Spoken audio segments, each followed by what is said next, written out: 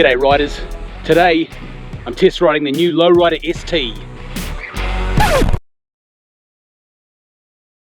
Wait a minute, that's a Lowrider S.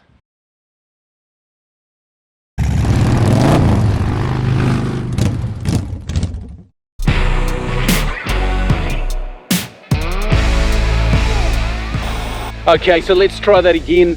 Today I'm test riding the new 2022 Lowrider S. This is effectively, apart from a few minor differences, the foundational bike for the Lowrider ST.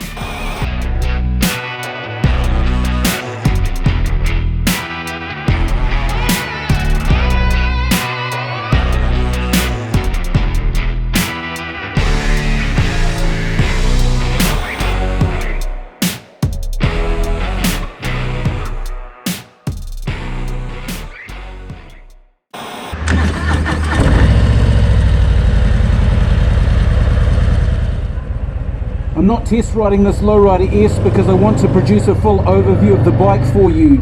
Blockhead, Matt Laidlaw and the other usual suspects will fill that gap, I'm sure. No, I'm riding this bike because it's the foundation for the new Lowrider ST, one of which I have on order at McIver and Veitch. I note the STs are already being delivered to dealerships around the world, however we won't see one down here in New Zealand for several weeks yet. Because this Lowrider S has the new 117 engine, as well as the changed frame geometry and other mods, I'm riding this to get a sense of how my Lowrider ST will perform once it arrives. The very first thing that I notice when I turn this bike on is that I can feel the power from that 117 engine. There's a nice low rumble in those pipes, albeit stock pipes, that suggests to me that this bike is going to use every inch of that 117. The other thing that I notice is I am absolutely not used to these mid controls. So currently I ride a 2018 Street Bob, which has 14-inch apes and forward controls, so a very open riding stance. This Lowrider S out of the box has mid controls and lower T-bars, which puts me in a very, very compact riding position. It feels very, very weird. When I attempt to put my feet up at intersections, I'm looking for where the forward controls would be, but instead I have to raise them further and further back to get them onto these mid pegs. I know these mid controls and this riding position is actually really good for cornering, really good for tight cornering.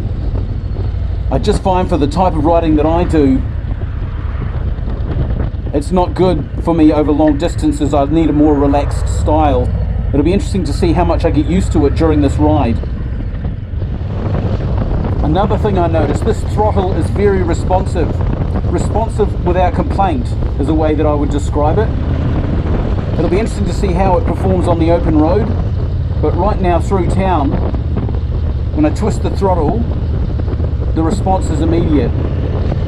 The gear shifting also seems to be a lot smoother than my Street Bob. On my Street Bob, the foot shifter has a real chunk sound to it, whereas on this Lowrider it seems to be softer, smoother and quicker. This bike is nimble and agile, and it feels to me as though it's been built with performance in mind.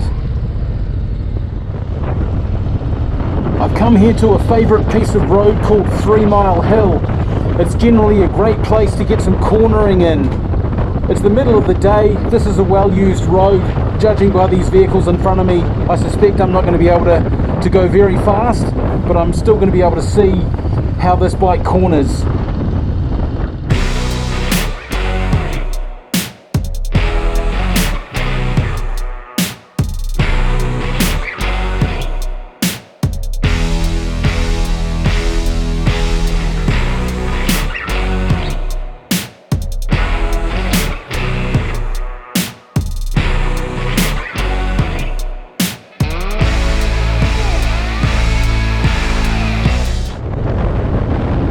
Just as I thought, not a very quick ride through there, but this riding position, these mid controls and these lower handlebars, putting me in a compact riding position, meant that once I got used to the difference between my current bike and this bike, cornering was very easy.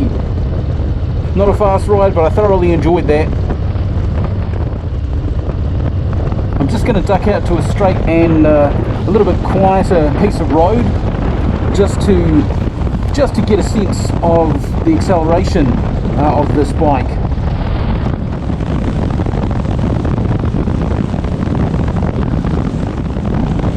Just for the record, this bike pulls hard and accelerates quickly, which I suspect is why there's dual front brakes on that front wheel.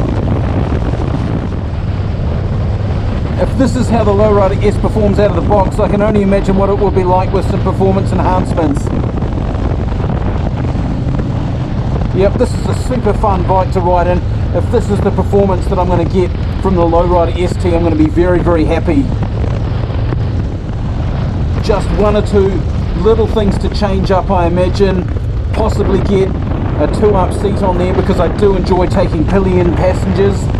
And the forward controls, I think, are a definite must. I don't think I could handle it with my legs in this position for any length of time. I can already feel slight cramping in my hips.